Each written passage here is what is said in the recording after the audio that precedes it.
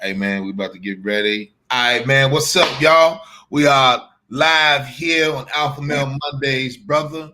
Got my compadres here, my team, the crew, the big bros. I'm the baby of the tour, but I'm the one that keep them together because when they jump out, young nigga gotta be like, hey man, come on over here, put that down. You're gonna fuck around and catch arthritis. Put that down. You're gonna catch the gout. Put that down. You know what I'm saying? So, man, don't do shit. What's up, fellas? I'm like, okay, man. Right? That's what I think it was. I was on the road, and since y'all didn't say nothing, I was like, oh, I could just keep going and shit. Y'all ain't. That's what happened. That's what happened when you let a young nigga just keep going. He runs into shit. What's up, son? Daddy miss you, boy. Daddy love you.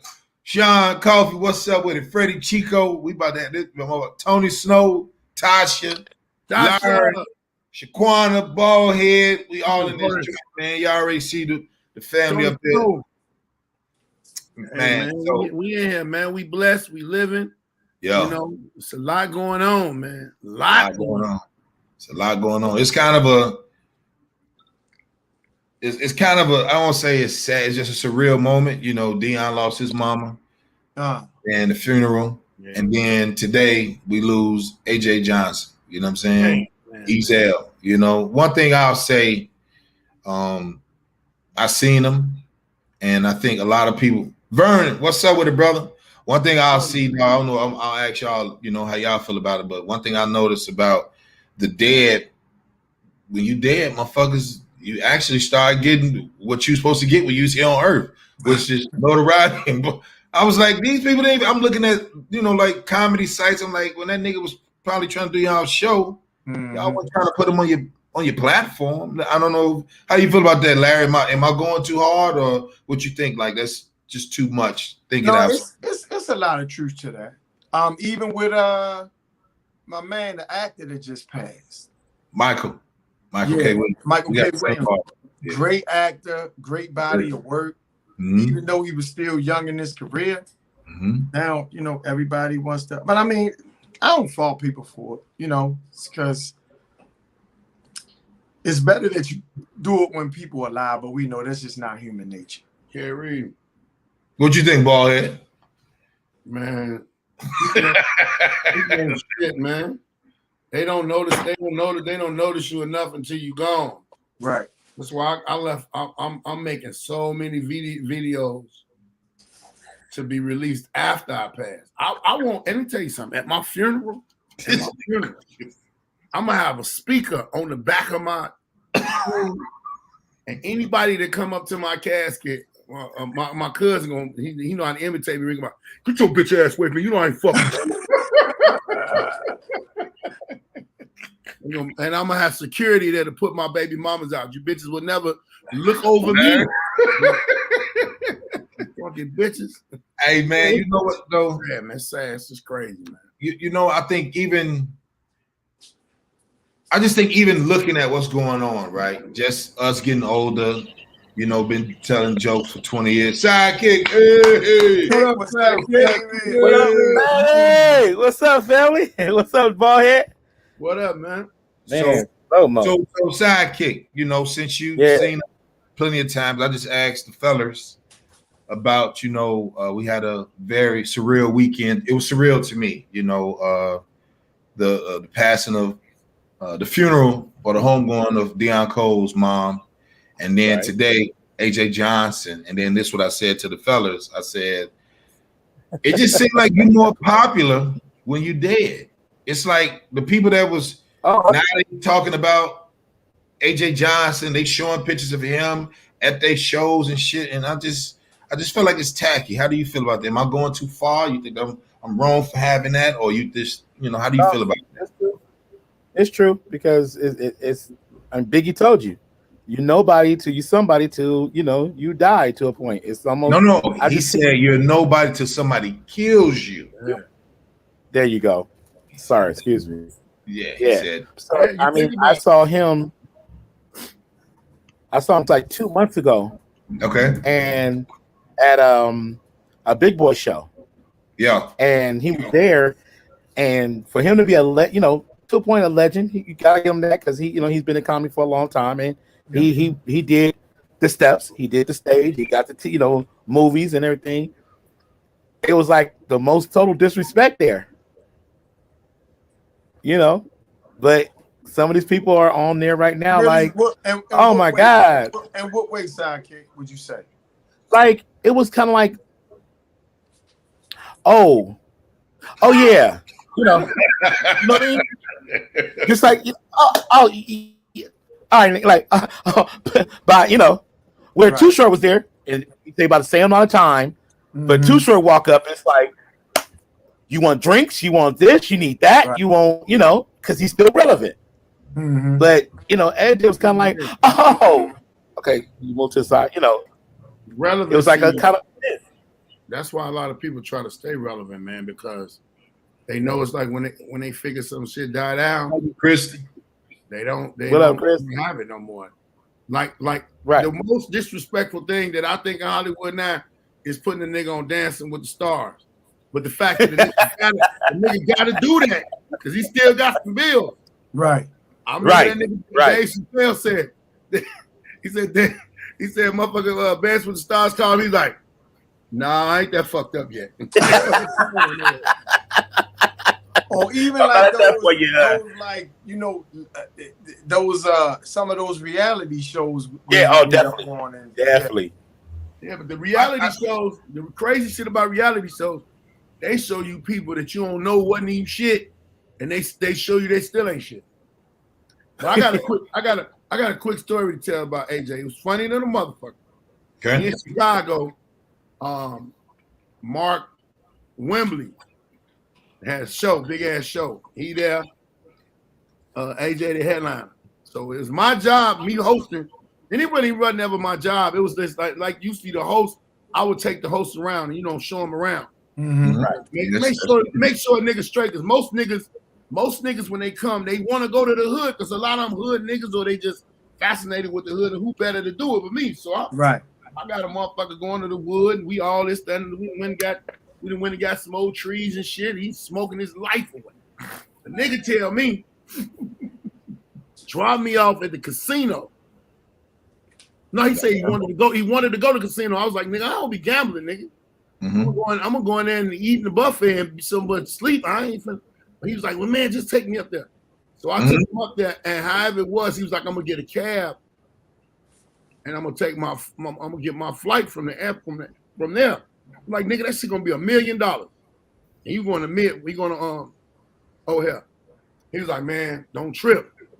Now mind you, I don't know where the fuck AJ came from first, but when he got to Chicago, his ass had on a black Raider starter jacket with a hoodie, the old joint. I'm like, what are you doing with this? Where did you find this at? It looked brand new. Nigga, I dropped that nigga off at the casino in Indiana. I get back home, I'm sleep, knocked the fuck out. Motherfucker Mark called me one. He said, man, where you at, man? Where the fuck y'all at? I was like, what the fuck you mean, where y'all at? I said, I'm at the crib. Man, what dude? I said, man, I dropped him off at the casino. He said, man, motherfucker, go get him. There's people in there calling me. Now, what happened, it wasn't no, people weren't doing that shit with their cell phone like they do now. Motherfucker called him and said, man, AJ Johnson in here acting a fool. And I'm like, man, he probably just being funny. It was like, no, that nigga is tripping. I go back to the casino, nigga. I go get the nigga. I go in first. When I go in, they got this nigga handcuffed security. He roasting the shit out of their ass.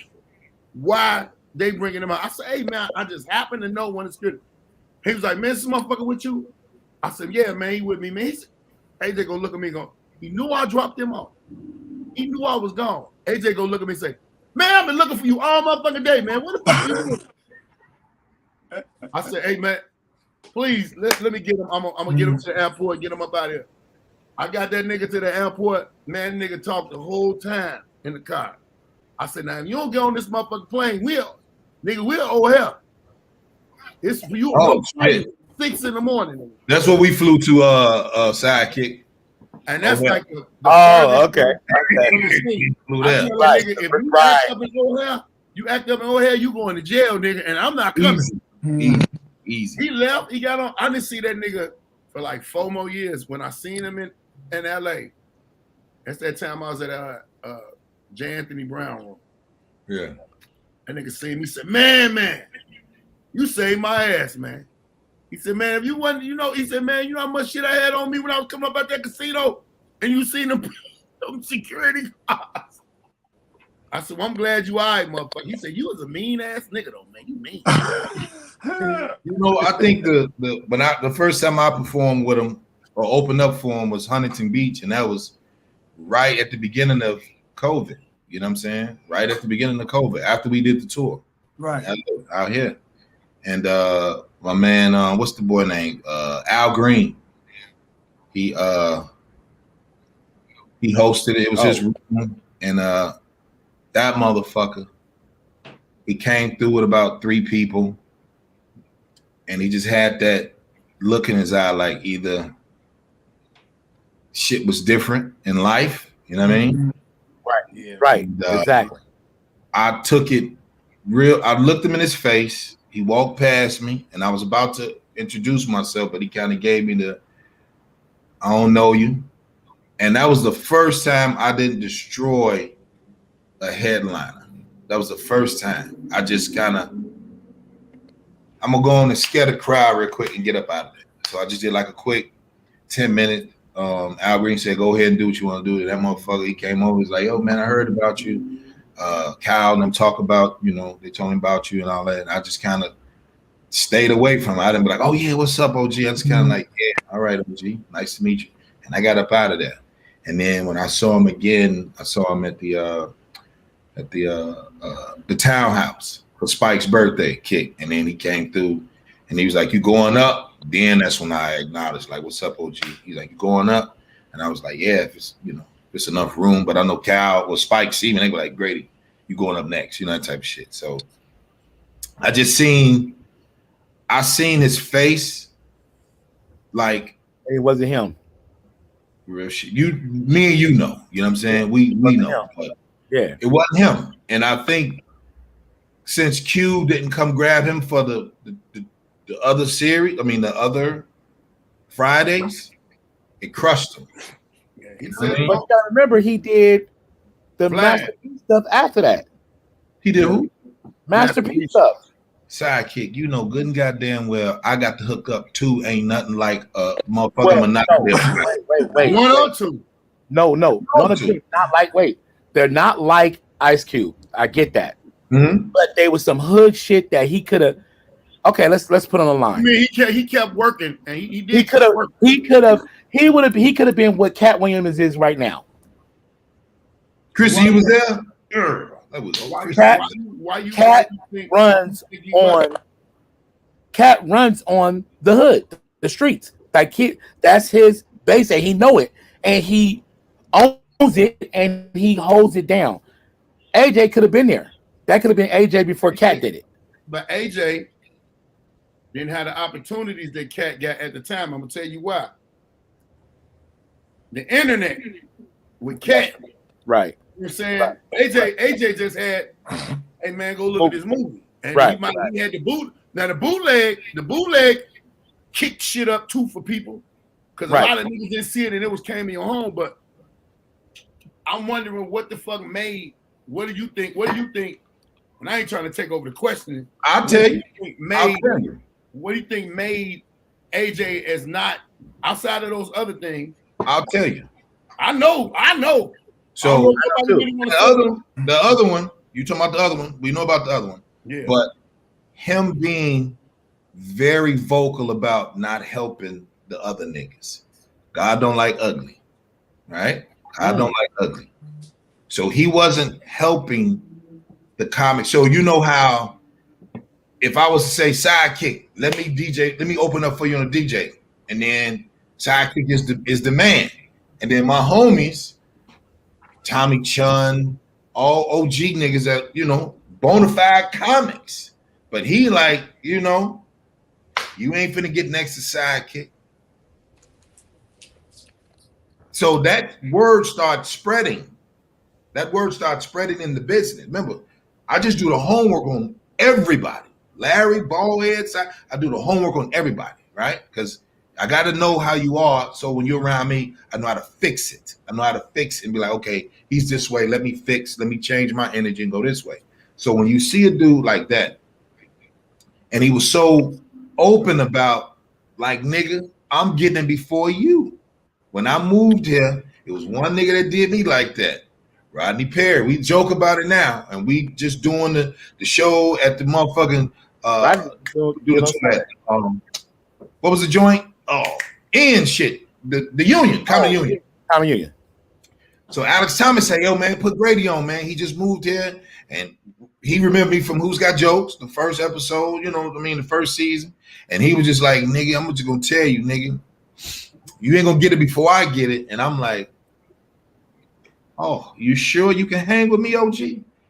He was like, I'm doing it. I said, okay, Rodney Perry was a monster. I said, but you got to do more than that when I get on this motherfucker.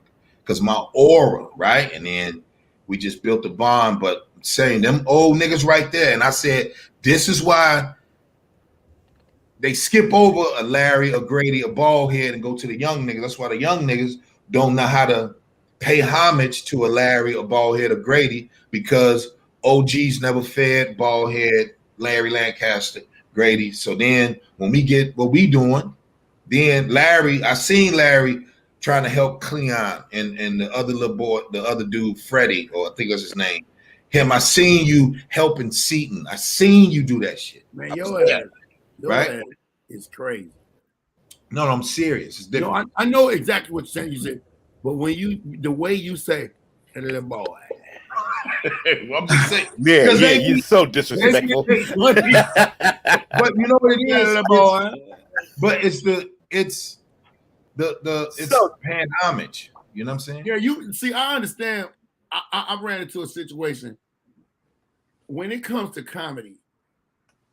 Our class is like we just in a box. Mm-hmm. In a motherfucking box. The new niggas, they like that. Ooh, they this, that. Hey, nigga, do you realize some of them same niggas that y'all got and y'all blowing up ain't gonna stand in our light? So the pecking order and the motherfucking respect and the loyalty is just kind of gone. Yeah, yes, sir. Gone. That's why a nigga like me, I come in and I'll be like, oh, you bitches gonna act like y'all ain't know what I was. That's why I put a post up one day because I started seeing all these little shows and shit and this, that, and all of them. I remember when they came to Chicago. Yeah. Like, first motherfucker who did it that was out of it. He was cool. Was Cleon. Cleon came to Chicago one day. He was like, hey man, what you want, man? Tonight, man, what you gonna do my show? And I didn't even realize the impact of Cleon because I knew him from Larry, and then me and him had got our own report. So when I started looking at Cleon shit, I said, look at this ugly ass nigga become a sex symbol. And then when I did his show, it was so many bitches. I was laughing. I was like, this nigga done got this wine and is talking to these hoes. He done put that Baltimore on him. He done put that thing on him. They didn't know. But listen, that's Larry. He's cool. All them other motherfuckers coming through and making them shows. Man, I put a post up. Y'all motherfuckers gonna keep on having these shows. When y'all done came to Chicago, I'm gonna rob y'all motherfucking ass. That's what I'm gonna do. I think that if you put it, even just having fun out of it, right? I wasn't having fun. I was for real. No, but it's okay. And I think even when me and Cleon, when I did, it's funny you bringing up Cleon, but what I say 3 weeks ago, I was on this live. He let me join, and he basically let me know how he felt. Like, man, I was mad at you, big bro, and I'm like, you was mad at me, and I ain't talked to the little boy and shit. 20, 20, it was a while right before he started really doing his own shit. So when he moved to LA, he came out here, he came to the Improv with like 2 book bags full of money. And I said, okay. And he had a Sprinter. And I said, okay, you pull this shit up at the Improv. Okay. This ain't that. This is not an award ceremony. You don't pull this shit up. You know what I'm saying? But I get it. But because I wasn't kissing his ass, then he took offense to it. And then, and I said, remember, the information I was giving you, was it helpful? He said, yeah. I said, okay then. So I didn't do you wrong. I just was letting you know it's a way to carry the shit. You got a big ass show, and Larry ain't on the motherfucker at the Hippodrome or the other big joint. Larry ain't on it. That's an insult to me because I met you through that nigga. And I see all you niggas emulate that nigga. So when nigga come on the tour and they like, damn, great, you got Larry. Yep, you damn right. I just asked him, and then it's really just fun. It's like, come on, nigga. Come on. Say the same thing. You can say the same thing about Tony Wood. Tony Wood. I mean, I got a lot of niggas to see. One thing about me, man, I already had this in my mind. Me and my mama had a discussion. I already have it in my mind. I'm not gonna get famous. To the level of what I want because of the bitchness and the wholeness of the industry. Yeah. And my temperament, I will be in a lot of trouble. I remember I had 2 conversations with 2 niggas separately a long time ago that told me, don't move to Hollywood. Don't move to Hollywood. And I'm like, why? And both of them said for the same crazy reason. If you don't get on when you want to get on or when you think you should be on, your ass gonna be down there selling dope. You're gonna be down there doing all type of crazy shit. Somebody gonna get liking you. I mean, now you know you cool, know you funny. They're gonna tell you come to one of them parties. You gonna go to the party, and it's gonna be some shit in the party going on that you ain't gonna be dipped. And no, Dion, I'm gonna tell you, Dion was one of them. He said all of them corny. He said, brother, I know you. You gonna go back to the person that told you to come to the party and fuck him up. Like the fuck you got me come to this dick out party for? For the be playing with you. And I dick out party, nigga. The dig out party. You walk in the wrong room. It's another nigga in there with another nigga with his dick out. Hey, what the fuck y'all done brought me to? Hey, because I figured, Grady, if you sidekick of Larry take me any motherfucking way, y'all know where the fuck we at. Y'all done been in this motherfucker before. That's if I walk in this motherfucker and they speaking to you by your name, nigga, these your people. Yeah. Hey, both of y'all can say, when I took y'all to the White Palace, didn't they know me? Yes, sir. So if I go some motherfucker with y'all, and what kind of party is it? What kind of party is it? Dick out party. Niggas in there talking to other niggas with their dicks out. Grady, you heard what the fuck he said. You just wanted him to say that shit. No, the motherfucking chat room said, what kind of party? Big bro, I didn't want to go. I was He said, hell no. Freddie Kiko right there. He said, what kind of party? Man, anybody that really know, they know I will freak out. I'm going to go the fuck crazy. So let me say this. Let me say this, fellas. Go ahead. I saw a lot of shit that, like you said, that you have to ignore and keep moving and keep doing you and not care. But you're not lying. Like, nigga, I'm at a party DJing and the party is one way. You know what I mean? Mm-hmm. No, we don't know what you mean. What that mean? Party's one way. Females, males dancing. It's a party. All of a sudden, this shit get to a point where it's like all females dance with each other. All the niggas gone. And you like, I already know what you talking about. So you like, I gotta run certain situation. I gotta run to the bathroom. Oh, upstairs, the 4th door to your left. I hit the 4th door to my right. Oh, man. Dick out party. Hey man, that person that told me about that bathroom. With 2 major with 2 major motherfuckers. Yeah. Major motherfuckers. And I was like, oh, fuck no. Close the door, like, to the point it fucked my mixes. Well, I was like, nigga, let me just drop songs. Lil Nas X comedy show, nigga, burn.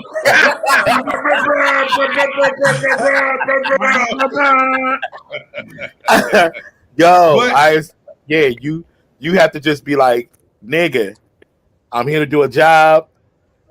Don't see shit. Yeah. At the end of the night, when you got the day. I remember when I was in Minnesota. You gotta get that talk. I get that talk every time. It's a club it's a club called the Gay 90s in Minnesota, right? That club done lasted through I don't know what. My brother and them so stupid. We go down to Minnesota. They finna take me to Prince Club. But my brother and my cousin in the car. I don't know. And them niggas in the car smoking. I'm like, man, let me out the car. And they said, they go to the club right there. So I walked towards the club, and when I was getting close to the club, the scenery of niggas is changing. Niggas is regular. The niggas got wigs on, and this niggas with makeup on. I said, what the fuck going on in Prince Club? I look up. The club say the Gay 90s. I look over there, my brother and them, I don't see them in the car. And the reason that when I get closer to the car, these niggas is laying damn near on the floor rolling. They've been watching my I say, hey man, you know, this me with the first Minnesota with the butters. This before I caught my cake. Yeah, the GD rag on. I get it, nigga. I'm about to shoot this motherfucking club. What the fuck y'all got me at? My brother said, man, get in the car. Prince Club around the corner. We just wanted to see what you was gonna do when you walked up on that club. Man, hey, nigga, I done fell out, nigga. You walked in the motherfucking Blue Oyster full of nigga. My cousin said the funniest. My cousin don't remember the Blue Oyster, y'all. That Blue Oyster, that's what was. Hey, my cousin said the funniest shit. He said, nigga, it was hilarious to see how you realize where you was at when your motherfucking real ass realized you was behind enemy lines. Doing the dance. Yeah. I was funny. Oh, he was doing the dance. Rubber rain at the end, folks. That's what you. Y'all see what Kristen said. All the way out the door. Go back to that one. Go back to that one. So many black men. Yeah, go down. Yeah. So let me say this. Yeah. I was gonna ask y'all about this, right? Don't know. I had the conversation. I had the conversation with a couple of the comrades. I said, listen, man. Deion Taylor gets on Instagram and does this whole spiel about being accepted with the Anglo-Saxon award ceremony, the Emmys, okay, the Oscars, right, the Academy Award shit, okay, Grammys, all that, yeah. So when I said, why in the fuck is these niggas getting on another white boy platform talking about equality, right? When you already know they did not build Hollywood for Ballhead, Sidekick, Grady, Larry, Mike Epps, Kevin Hart. They did not build it with us in mind. And then I said, we don't really love each other enough to really say, who give a fuck about they shit? Let's control our own narrative. Because niggas was, like the woman said, niggas was on the Nas X shit looking like girls, the pose niggas, all these, like, I don't the what? The gay niggas, that's dressing like women. He said the pose niggas. The pose niggas. Y'all know I don't watch, but whatever. It's they shit, right? Oh, so, we gotta have a segment in our shows of Grady and his words. Grady words. Right? So this was going on, fellas. Check it out. So when I looked, I saw it was about 20,000 comments and likes and shit. I'm like, what the fuck is wrong with us?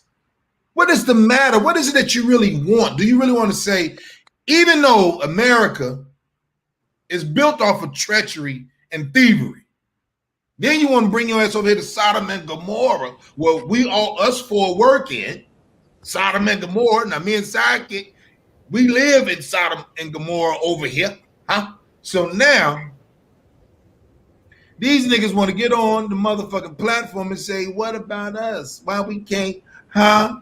Why they won't accept us black writers, as black show writers, as black directors? We can do it all. Why they don't like us? Then you get the niggas like, man, you got to pay us what we need. We got to do this and this. And I'm just saying, hold up. You do know these niggas, it's they shit. It's their shit. They can decide who they pick and choose for. Now, they had the nigga a year ago. They let two niggas win the Emmys and then whatever. Mm-hmm. Now this year, we ain't even mentioning you niggas. But they want to say we're about equality. So, Larry, because you're a level-headed brother, Then I'm gonna go to the next level-headed brother, and then I'm gonna go to the next level-headed brother. Larry, am I wrong thinking? Am I wrong for that thinking, G? I was about to say, when you gonna get the ball head? When we go to ball head? When we go to ball head? No. You said level-headed. You said level-headed. You know, ball head going to add the shit out. So you just. All right. That's why Ballhead started laughing even before Larry said it. That's why I started laughing. Yeah, that's a fair assessment. So listen. You basically already covered it. We always want to be validated by them peoples, right? True. We always looking for fucking validation from them. We can have our own award shit. We could do our own thing, but that's never enough. If you're not getting an Emmy, an Oscar, or a Grammy, motherfuckers act like it's a consolation prize. We go to these award shows every year and we beg for acceptance. We beg for recognition. We beg for acknowledgement. Why? And the other thing is, of course, it's the effeminization of the black man. And so if you say anything against it, they try to label you homophobic. They try to say, you know, it's toxic masculinity, but that's not really what the fuck you should be doing. You should not be walking around with dresses and skirts and shit on and then be afraid to even speak out against it for fear of retribution, because the industry has been infiltrated.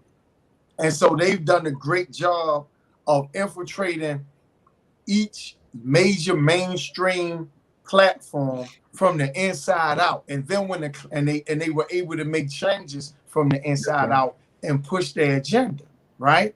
So they don't want acceptance, they don't want equality, they want to take shit over. They're not gonna be satisfied till all of us are doing some homosexual shit.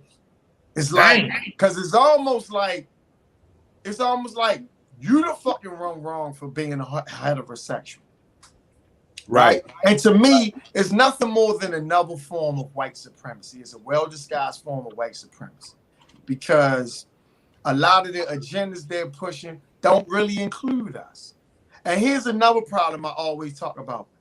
We always want to jump on everybody else's struggle and help them with their shit. But then when they come to our shit, the motherfuckers are silent. You don't hear from them. Wow. They don't collectively come out and say, hey, this is wrong when it comes to black people. They don't speak on that shit. They mind their business and they stay in their lane. But when we got to include everybody and jump on everybody's fucking struggle, but nobody jumps on our struggle. The Asian people ain't come in and say, hey, this shit is wrong when it was us. But then you got motherfuckers putting stop Asian hate, right? You had about 2,000 to 3,000, I don't know the specifics, but you had about 2,000 to 3,000 hate crimes in a year. The Asians had about 275, 300, and they got a fucking bill passed. We still can't even get the fucking anti-lynching bill eradicated. We gotta stop getting in everybody's shit, and we gotta fucking mind our business and push our agenda, and don't feel guilty about doing it. But you know our agenda split up. How? Agenda split up. Women gonna ride. Women roll with the black women, roll with the white women when it came that feminist shit. When it came, not even just that, when it came to them having equal rights, that was a white woman's thing. But that's the feminist movement, though. That's the feminist movement, though. Right. But black women jumped in, they had their equality or whatever, and then now it's the acceptance. We have to accept homosexuality and be real conscious. And if you say something bad about them and you got some money, you need to pay us some money for our cause. Right. And man, y'all get the fuck out of here. When is they gonna start slapping this shit out of people back? When is they gonna start? When is the First Amendment going to really mean something? What happened to fuck to freedom of speech? Freedom of speech went out the door with the thought of how fast food was supposed to go out the door. It left. Right. Because fast food ain't fast food no more, and you can't say what the fuck you want to say no more. It's freedom of speech, but it comes with consequences. And because they have so much control over every aspect of entertainment, then it's like Real shit, Jeff. You understand what I'm saying? You got to kind of dance to that shit. Just like Kevin Hart he apologized 3 or 4 times. Look at what happened with Tracy Morgan, all that other shit. It's like, again. And here's the other thing. They hijack our movies. Like they try to say it's equivalent to civil rights, and it's not. Nowhere near. The difference. Nowhere near. We didn't have the option to go inside the system and infiltrate from the inside out. We couldn't pretend we weren't gay till the climate was okay for us to then come out and say, we had to hey, I'm gay, all the time. Bisexual. That's an option we didn't have. Nobody has to know you're gay unless you want them to know that. They can suspect, they can have their suspicions, so they were able to infiltrate the system and make changes from the inside. That's an option we didn't have. So you can't compare that shit to the civil rights movement. Not only that, we wanted civil rights. We wasn't even fucking asking for equality. We just wanted a motherfucker not to lynch us and spray us with fucking hoses and kill. We were asking for civility. They started out with equal rights and then went beyond that. D. Brown. Sidekick. Yo, the crazy thing that he said that, Larry, I'm riding on his, what he said. I showed up to the show to work out some material, and he had a joke about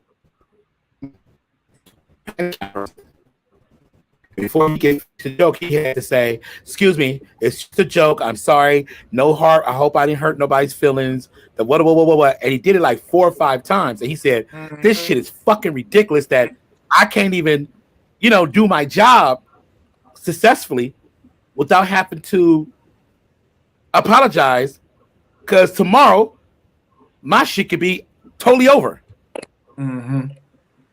by a joke." But here's what I will say. I think if you're skilled enough, you can do the joke. Like Dave Chappelle does a lot of stuff like that because he's skilled. He has a command of the English language. I think the problem a lot of comics get into is not necessarily telling jokes about gay people. It's when the shit comes off as mean spirit. Like, you can't say some shit about doing bodily harm to somebody because they're gay, because that is wrong, and I'll admit to that. But you can talk about domestic violence more than you can talk about doing some bodily harm. Right? Even with the music, like look how they came at Lil Baby, right? When these guys say all kind of shit about killing each other, about selling death and destruction to our people, about disrespecting black women and misogynistic lyrics and all that shit. But you say one thing about gay people, and then it was like he came under fire. And I think that's something that we're responsible for because we don't hold each other to a certain standard. Hey, Larry, I heard everything you said and I respect it. What do you mean by they selling death and destruction?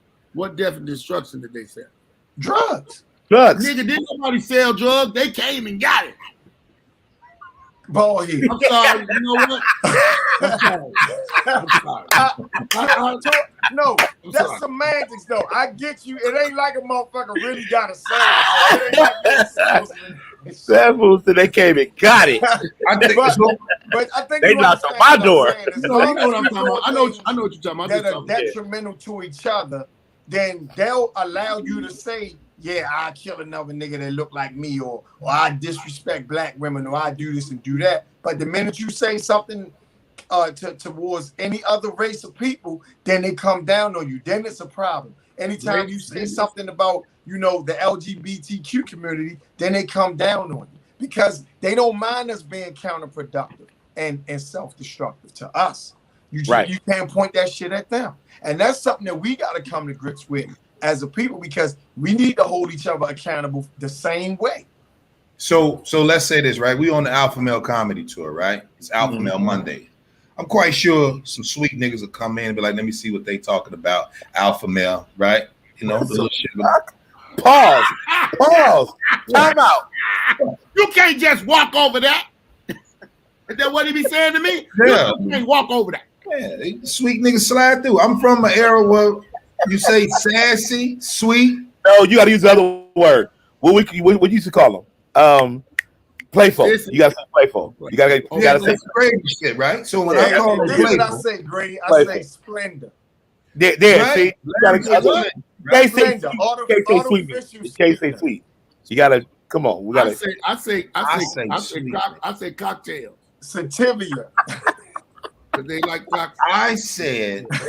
I said when I first started coming in, and I said when I was regular Grady and I'm just performing in characters, they wouldn't fuck with me. When I started talking about whore and where your daddy at, where your father, don't lay on your, when I start really going at niggas, when I really start going at men, because I start seeing the shortage of us.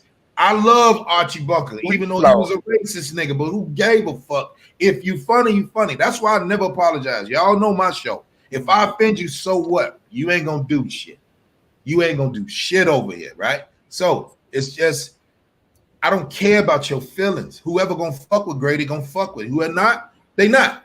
That's the problem. Everybody trying to, it's like you get up there, go up on stage and first nigga be like, hey man, I fuck with gay people. I got cousins in my family and gay. The world ain't gonna never know that. I'm not telling you that shit. That ain't what we here for. We ain't here to say, well, hell, we need to be, let's be their friend. Yeah, Ronnie. Yeah, brother. So when you think about it, we don't have to give a disclaimer. I'm not gonna do it.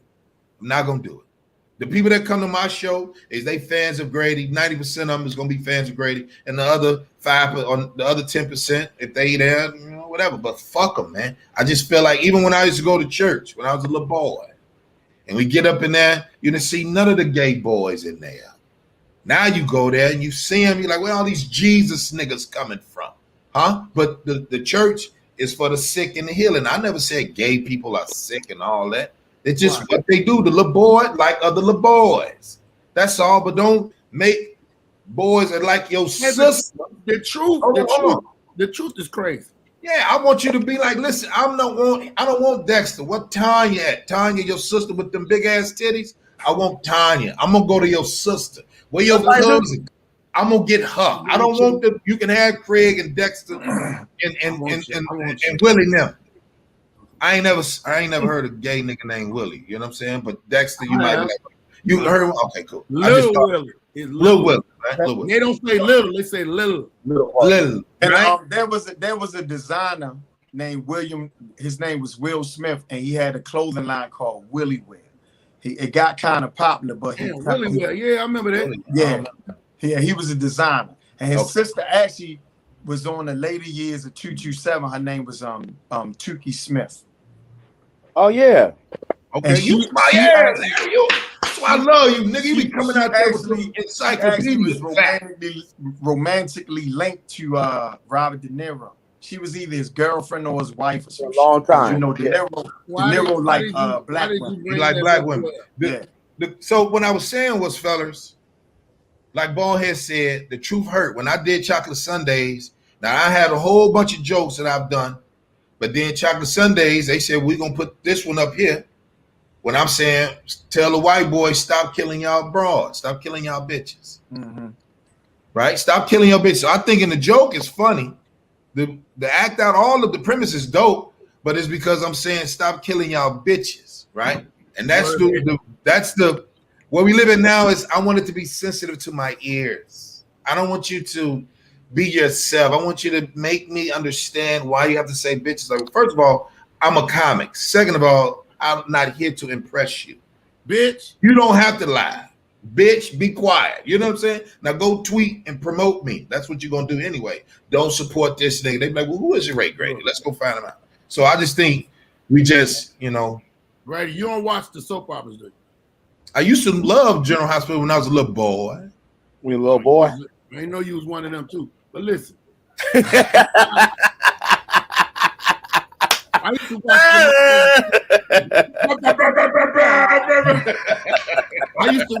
used to watch him with my great grandmother, right? I ain't gonna lie. I was about to say, anybody raised by their grandma. Exactly. This is crazy shit. That's soap operas, Ballhead. They call stories. I was watching, stories. I was watching, and niggas in the penitentiary watch them because they're stories. Right. So I was watching this shit probably about 4-5 months ago. I just had to cut it on. I was like, damn, he's still alive. He's still alive. I'm seeing these motherfuckers like, I remember them, right? Right. All of a sudden, one was like, you fucking bitch. I say they calling bits on the story now, but they trip about us saying it. Fuck out of here. No, I think well, sidekick. So you've seen a bunch of comics come to Chocolate Sundays. Yeah. How many can you really say, like in a ratio?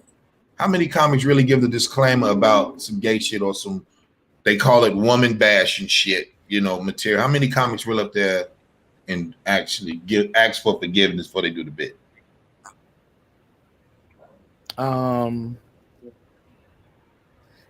They got a thing now where they do the whole, y'all want to take this joke, but it's, y'all be too sensitive. So I'm not going to say the joke. No, say the joke. Okay, y'all got to, I gave y'all a warning. I get a lot of that now. Niggas I get scared. Yeah, it's that I want to get because if I say it and it's really offensive, y'all told me to say it. I just didn't do, but there's a couple of motherfuckers who go in there and shoot off and be like,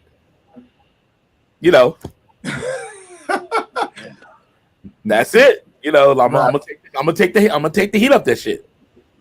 But very few that will come in there and do a gay joke like directly in their set and don't stop the set to give a warning. Just it's coming. Very. That's why I love when I first started calling them playful, sweet ass niggas. Certain spots that I'll be in, I really go all the way in. Motherfucker be like, yo, man, that nigga a faggot. Like, people don't know, faggot, that's a bushel of sticks for fire to start a fire. Make people dumb. People don't read. No, fag. You know what fag means? It's a cigarette. It's a cigarette over in the UK. Remember, and I said, these words are their words. So then we get penalized for using their words. You know what I'm saying? Like, we didn't make up BITCH. Right. It's your shit.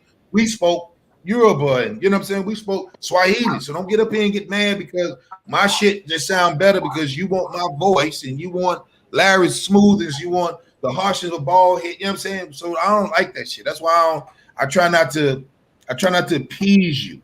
If my job is to be funny, right? I get tired of that shit. You know what I'm saying? But I think Well, let me break. Let's say this. So what about when people was able to call us niggas?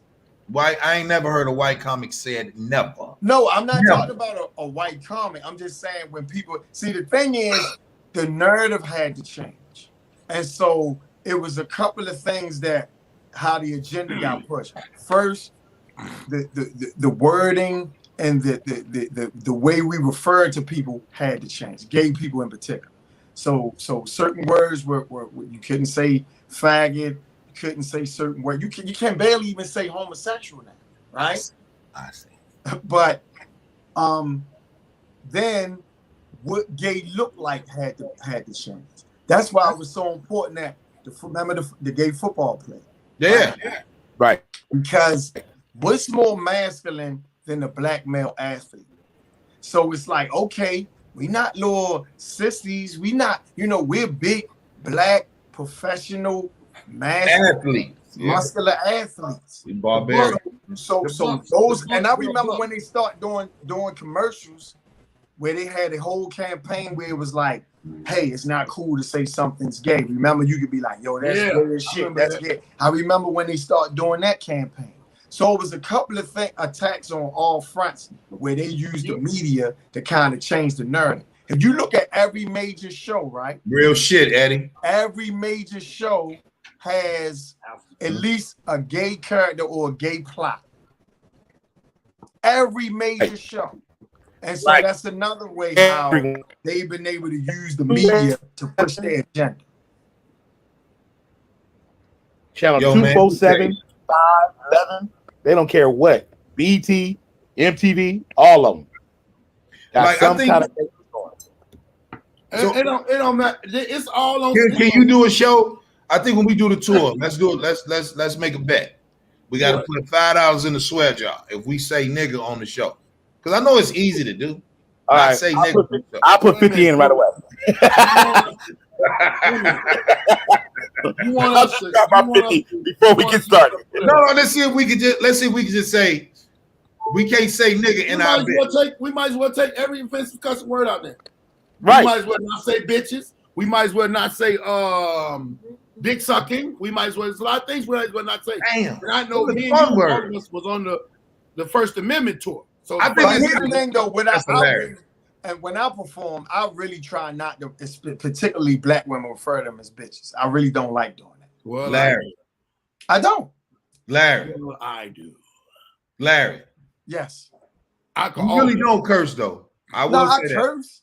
No, but I'm saying you're not like, if put it like this, when you were like, bitch, sit down, versus Grady or Ballhead say, bitch, sit down, it's gonna be yours is more. We when me and Grady said, we said a different way. Yeah. You said, boy, you like, man, they're trying to say you light skinned. That's what they're trying to say. You the I light didn't say that.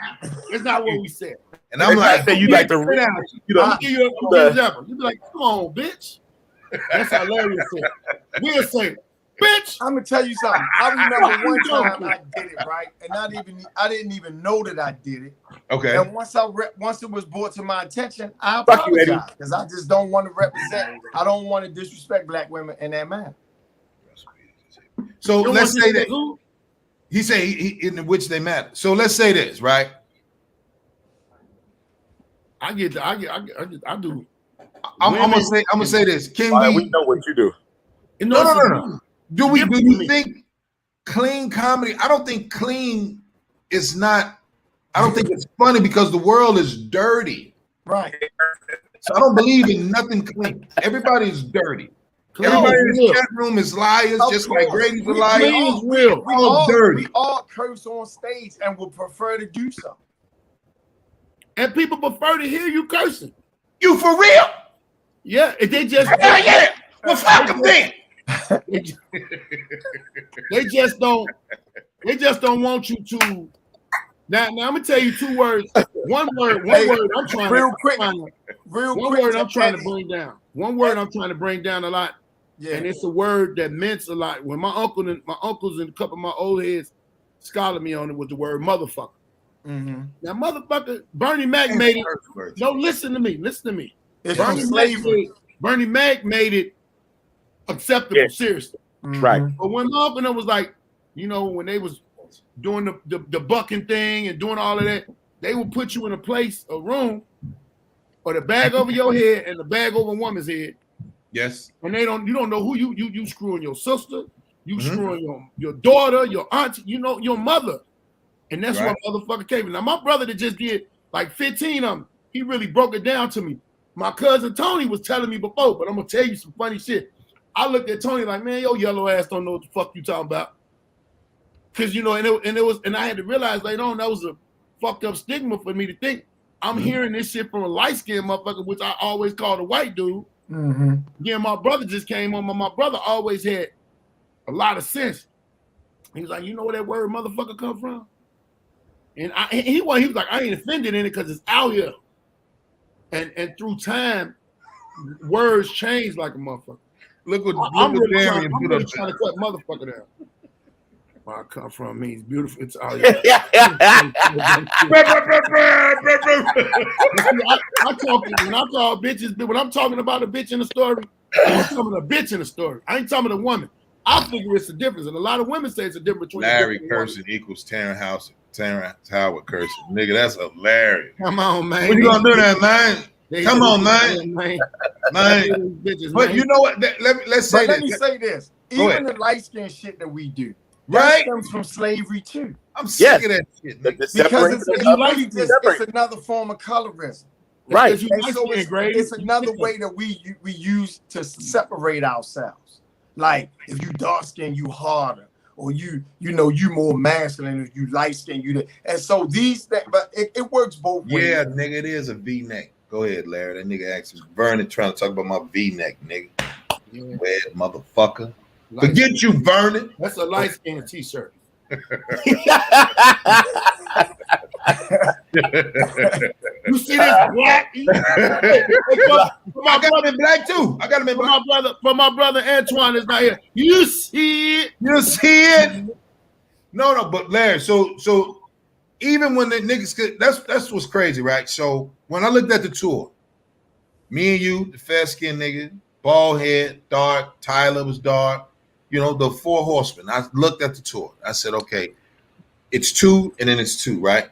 You know, motherfuckers don't think me and you tough because we ain't dark skin. You know that stigma in the hood. They be like, you know, light skin nigga, nobody skin no light skin nigga. But then nigga, when we say, all right, well, most light skin niggas gonna be at the helm of shit. President Obama, light skin nigga. Huey P, light skin nigga. I can keep going with light skin niggas.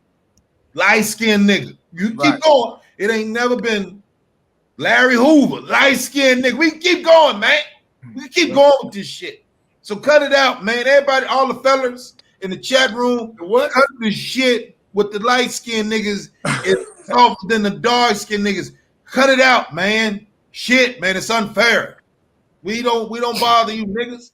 And I'm a mauve nigga. I ain't even yellow no more. I'm mauve, nigga. I done got old. Mauve nigga. You're a moth. You're a moth. Not a moth. Mauve. M-A-U-V-E. Me and my son. I'm talking about the B-U-G. Bug. So let's put it like this, right? I think what Freddie Chico say, but Grady, that's hilarious. Larry, not so much. Larry got a bed, nigga. Man, I don't have to explain myself. But that's not, you know what that sound like? Even though I just broke it down about the slave mentality, niggas still subscribing to it. That's the problem. Even when you educate motherfuckers, they just don't understand. They still now you sound like an angry light skinned nigga. When that nigga said, when Larry said, I don't have to. Now you sound like an angry black light skinned nigga. People don't know, man. Light skinned niggas, we wreck shit. Said a deep sea sniper was light skinned. He was. I was living that in. Yeah, that was old 2000. No, that nigga wasn't light skinned. He was brown skinned. He wasn't dark though. He wasn't dark. That little boy was light skinned. That little boy. No, they both. That little boy was light skinned. Look, Larry, see, don't get him because Larry, was he like? Don't put him over here with us. So if we did this right, we go on a tour. We go on a tour, and then let's say it's 90% women and it's 10% dudes. There's gonna be women that is like, about time we get to see men be fucking men. Larry, Antoine, Ballhead, Grady, DJ Psychic, we're all fucking men, right?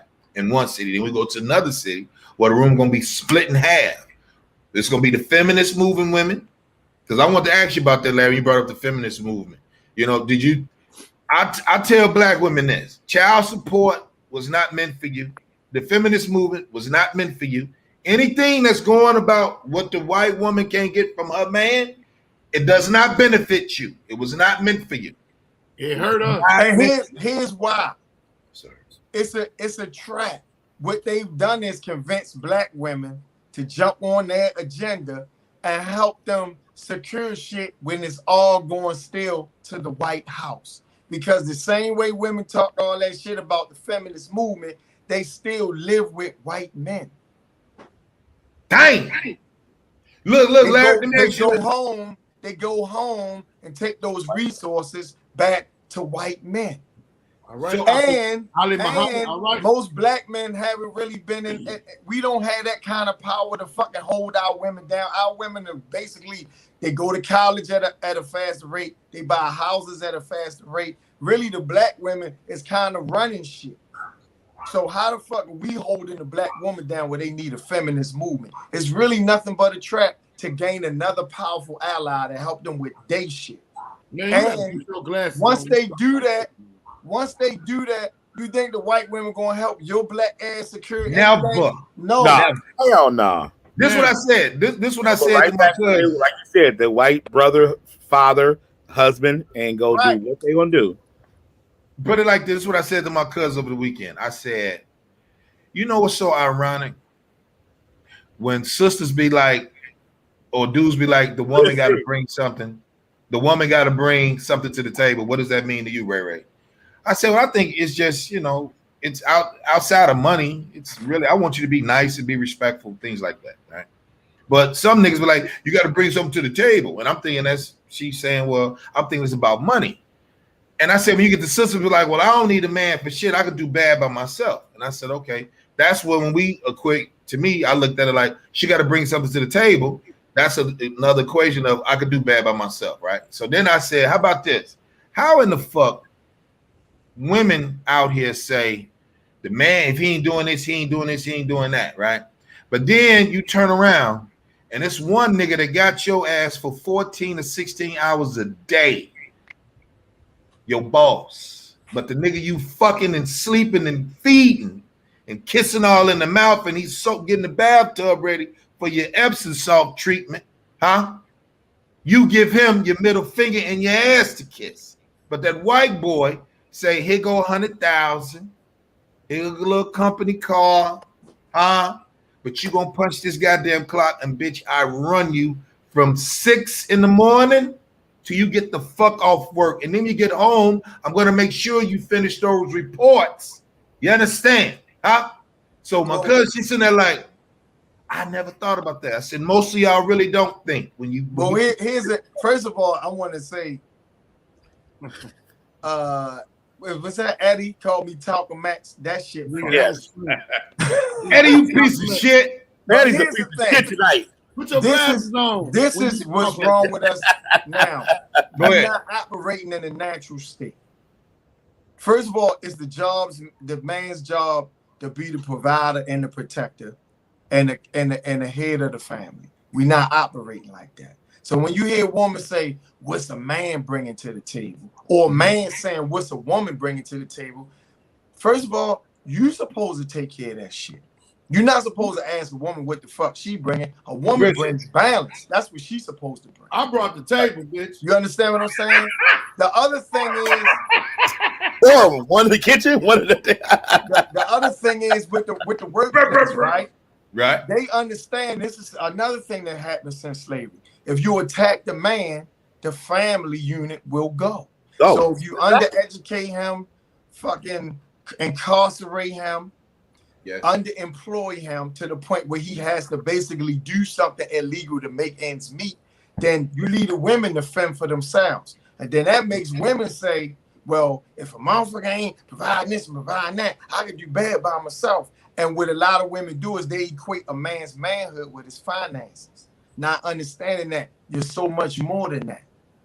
Now, we got a lot to do with that too, because, you know, based on these circumstances, we done kind of left our women hanging, right? No, we didn't. We just don't kiss the ass instead of kiss. Bob, I get you though. No, it's a lot. I get what you're saying though. It's a lot of motherfuckers not doing what they supposed to do, Grady. You know. I mean, of course. This is what I always say. This is what I always say. It's reasons for it. It's historical reason for it. But we got to stop falling into the trap. We got to understand what's happening and what's being done, and we got to counteract that shit. Put it like this: I don't want to deal with no woman that got daddy issues. But we all got issues. I don't want you around me and you got daddy issues, bitch. Grady, I don't want you around me. Grady, that makes no sense because we all got issues of some kind. Larry, let me retort. What he said is he don't want the daddy's issues. He can that's our job to be able to override that. Larry, no. I'm just go ahead, boy. I'll wait because I'm gonna get back to that, Larry. Larry, can I interject? And I feel proud of myself because I've never used that word. Wait, Brian, wait. You gotta let that ride for a second. You gotta let that. Say it again, Brian. I've never used the word interject before. This is my day. I've been waiting. Okay, go ahead. So there we go. You say that a lot of men have left the women by the wayside. They failed at their job. There were so many things put up for us to fail. But that I said no. However, and there was no woman strong enough. Well, I ain't gonna say all of them. I can't say all of them. Yeah, son. To put her hand over that wall and say, "Come on, I'm pulling. I'm finna pull you over this motherfucker. We're gonna do this together." A lot of women jumped on that other side of that wall and walked the fuck off. They accepted that motherfucking child support is money. They accepted that that's true. Welfare shit is whatever. And the lacking of us. And if you really look down at the years, you can't pay for it. You can't get no house with it. Oh, but you can't get Section 8. And then now you telling everybody you got a house. But your rent ain't number 40-something motherfucking dollars. And then you talking crazy to me when I'm out here hustling, scrapping, doing all type of other shit to try to appease and do what I got to do for these kids that we got together. And then one day you just get mad at me because I don't do something and go off and cut me off. Yeah. But you've been accepting assistance from a whole government, which is another man, Uncle Sam, and dissing the fuck out of the man that you were supposed to be. Yeah, boy. And then when I get through at the day, and I try to be right, and I go to church, and I try to pray, and all this shit don't work. At the end of the day, this is what you get. But boy, that's a reality. But here's another reality. You got a lot of women who have good jobs, they had good houses, and they've taken men with less than they had because they wanted a man. And then some dude then fucked over and taking advantage of them, emptied their bank account, rolled other chicks in their car, done all that shit. And I've been guilty of that myself. So the thing is, at what point do we start relying on each other and building each other up? We both responsible. Because once you attack the man, everything goes, and then the woman is left. So then the attack is on her too. Nobody's unaffected. I agree with what you said, but I'm gonna tell you this: you talking about some of the things that you talking about men did women wrong is cheating, right? Nah, yeah. Okay, because I'm in my that's something that women would say. If you make a promise, no, I'm saying they added to their sanctum of pain. Another word I haven't used before, sanctum.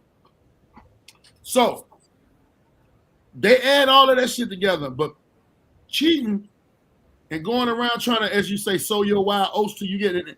See, niggas used to sow their oats until they was from 12 to 19 or 20. Now, niggas are sowing their oats 45 and 50. When a nigga get diabetes, when a nigga get a whole bunch of bullshit going on and he tired, he looking around like, you know what? I done had enough of you bitches. I can just get me one and settle on down in life. Women are and have been, women are losing, one. That's why Kevin Samuels, they hate that motherfucker so much, because he throwing it in the reality of your face. Your time clock is up. You're asking shit. You got 4 kids, you ain't really got no real job, and you want a high-priced man? Bitch, who are you? I got a whole joke that's serious about it. A lot of women ain't gonna get no man because some of them just don't even know how to cook and don't want to cook. You want to be equal to me. Your kids, my kids are not equal to you. Like your kids is your kids. Your woman got a place, you got a place. Every fucking body got a place. But when them tables turned and they got flipped, now we got women losing. Out here ain't never showed they daughters how a man's supposed to treat them because they couldn't keep a fucking man.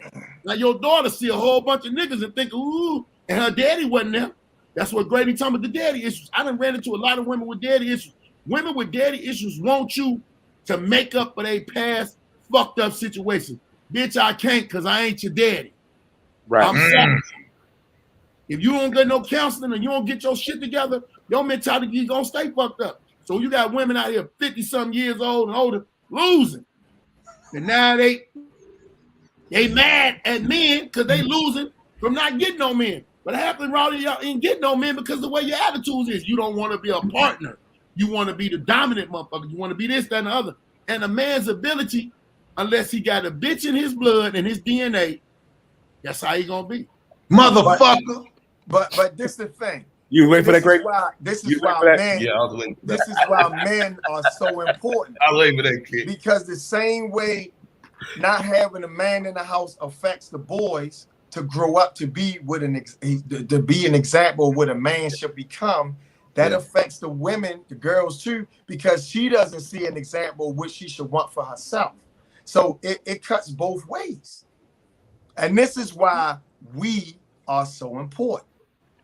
I'm with you. We can get all of that shit. And it's very difficult to meet a woman without some type of daddy issues. The thing is she trying to individually do the work and understand that she has daddy issues? Is she coachable? The same way some of us got to realize we might not have had somebody there as an example. So we got to figure that shit out for ourselves too. Well, I'll put it to you like this, fellas. to get another grown motherfucker to do something that's going to benefit you and it don't benefit them, that's very hard to do, right? So I think that's why you have to pay attention to the one you fucking with.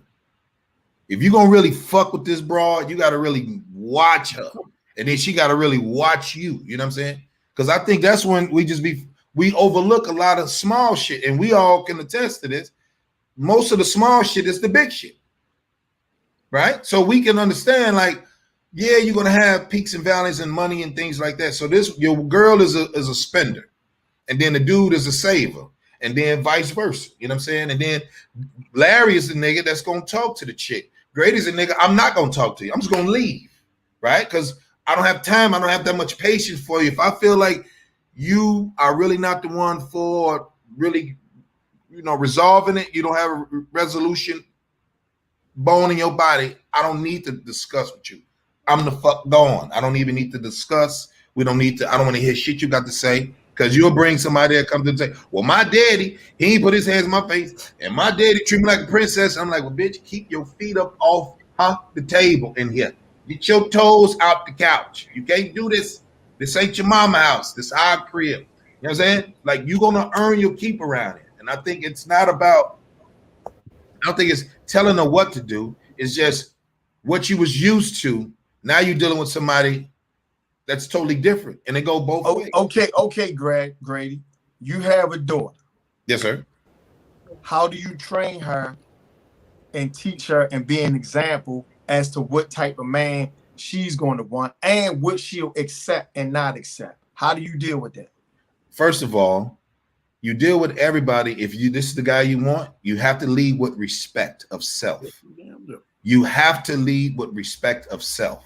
You cannot, think that you are more valuable than a man. You can't do that. First of all, learn how to speak and learn how to compromise and have a conversation instead of being all emotional and all that type of shit. If you know this is the guy that you want to be with, one thing you can't do, keep your hands to your fucking self.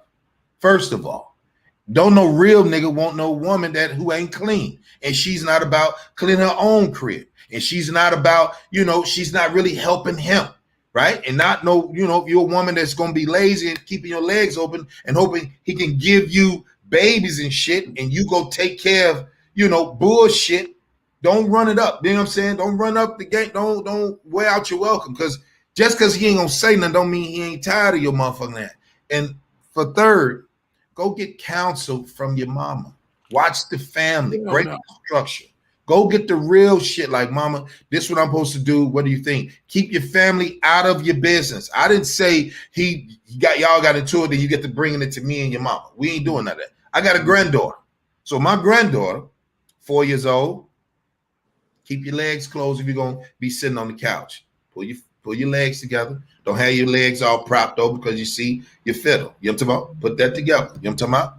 Then when you speak as a young girl and we grow up into be a teenager and things like that, she's going to develop. You know what I'm saying? And just ask and don't be afraid to come to daddy or pawpaw or granny or whatever. Because I think a lot of times you get embarrassed because they feel like, well, that's just mama. And Larry, you got a daughter. Ballhead got daughters. I'm the only nigga on the tour that ain't got no daughter. I'm proud of that shit. You know what I'm saying? But my job is to make sure my son don't run into y'all daughters on some like, yeah, come here, such. You know what I'm saying? So I think you just got to know, you got to read. It's something I've been saying to my sons for the past 5 years, Larry. I have to think for others.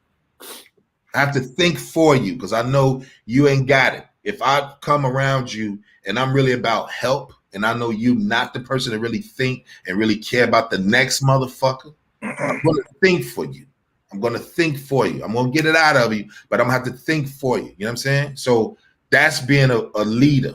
You know what I'm saying? That's being like, okay. You just made my point, Grady. That's the point. As the man and as the head of the house, you set the example and the tone, not just for your sons, but if you had a daughter, you would have to set that for her as well. Because you don't want nobody mistreating her no more than you want somebody mistreating your sons. Real shit. And you want her to be able to stand up for herself, not to take a bunch of bullshit.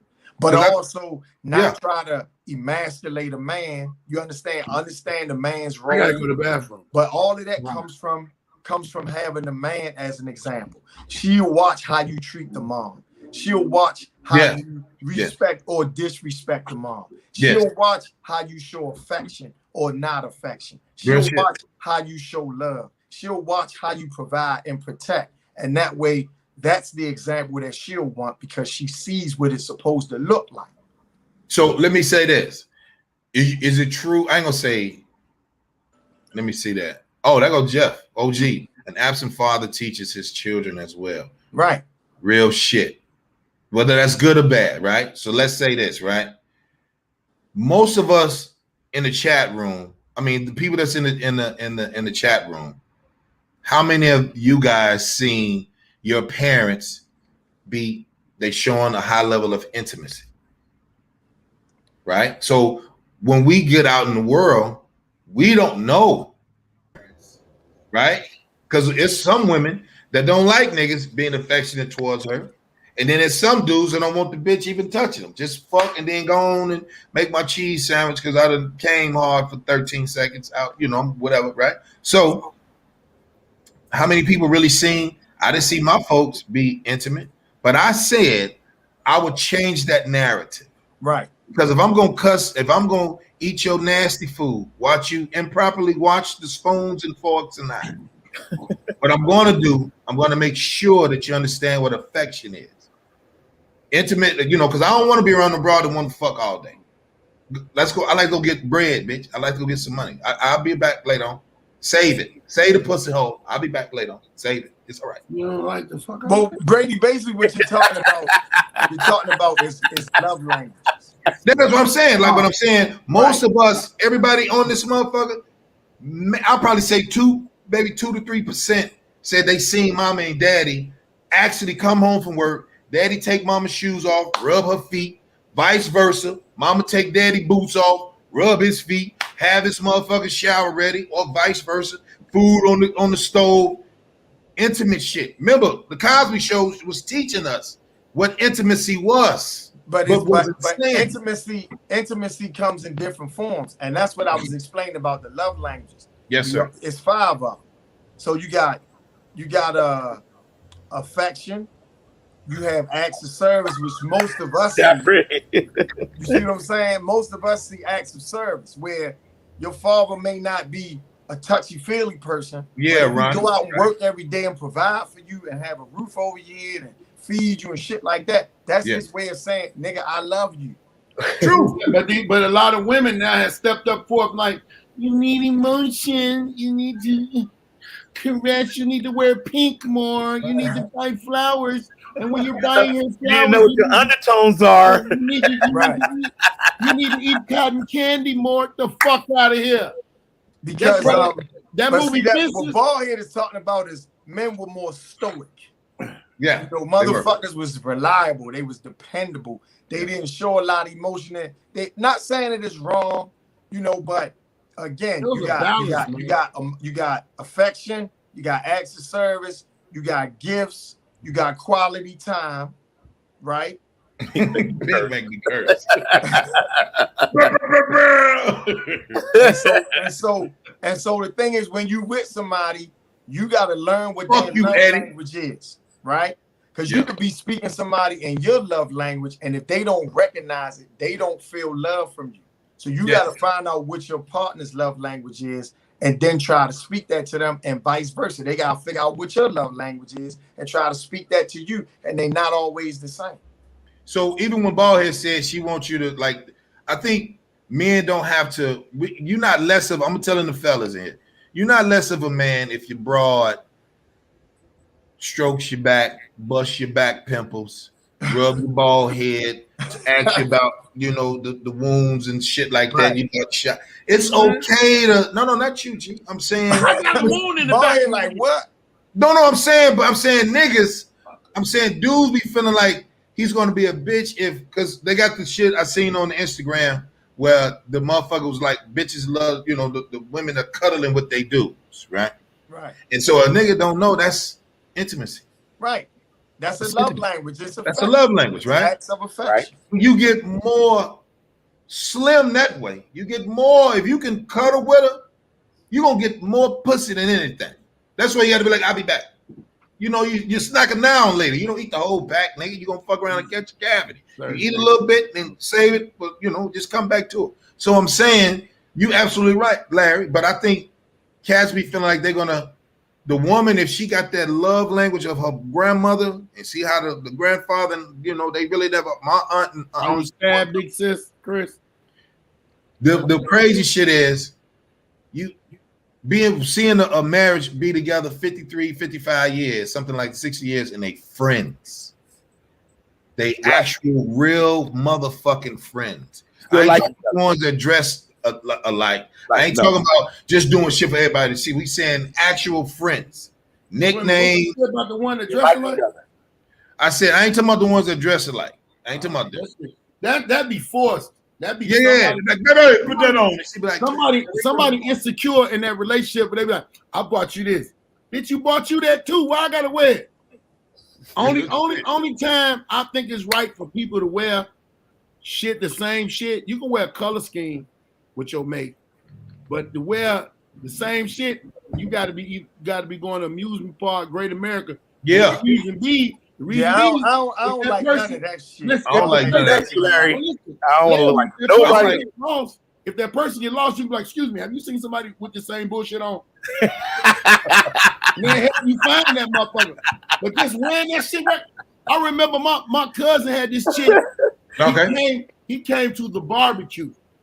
I don't know if I made them break up or what. He came to the barbecue and they had on matching starter jackets, matching shoes.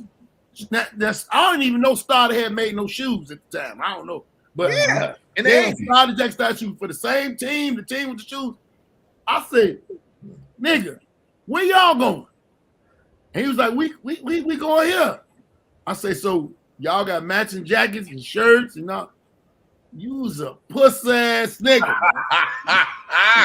Your woman made you wear that shit and she got mad talking about, he looked cute in it. I said he would look cute in it by himself. Why? I said this only way I'm tripping on. Why y'all come to the family barbecue with the same shit on? You think everybody know you was with her? Right. Like y'all I said she insecure. Y'all matching and shit. Real she shit. Insecure because we got a lot of girl cousins and sisters and shit. They be bringing their girlfriends over and they want. Well, everybody know. Your woman to buy you a shirt and tell you to go out. She be like, she convinced, oh baby, that shirt look cute on you. But the other bitches that be like, he got a woman. He got a woman. And she bought this shirt. Niggas in the club with them paisley shirts on, looking crazy. Grady. Some of them shirts Grady be wearing look like, you know, but it's illegal shirt. It's funny, but it's like indicative of a loss of identity. And that's the other thing, as a couple, you can't lose who you are. That's the in the goddamn relationship. Halfway. My friend's family broke up after 50 years. Yeah, he went with the other bitch. He went with the family he has for 25 years. Yeah, He finally told I'm leaving her. He been leaving her. Hey, boy, exactly. You a dirty chick. He said the last of my years, baby, I'm giving her. Look, man, exactly. You're a dirty ass. All right, fellas, I'm about to roll. All right, boy. Love you, boy. Hey, love y'all, man. Love, fam. Miss y'all, man. Miss you. We're gonna link up, boy. So like Monday's been getting busy for me. I'm like, well, who the fuck does anything on Mondays? And it seems like every Monday some shit coming up. So that's why, man. Hey, you know how it is when shit open back up. Yeah. Get that money. Yeah. So let the people know your handle, bro. What you got going on, man, and then because we got to get you out of here. Yeah, the radio show every Saturday, WAA.org, WEAA.org.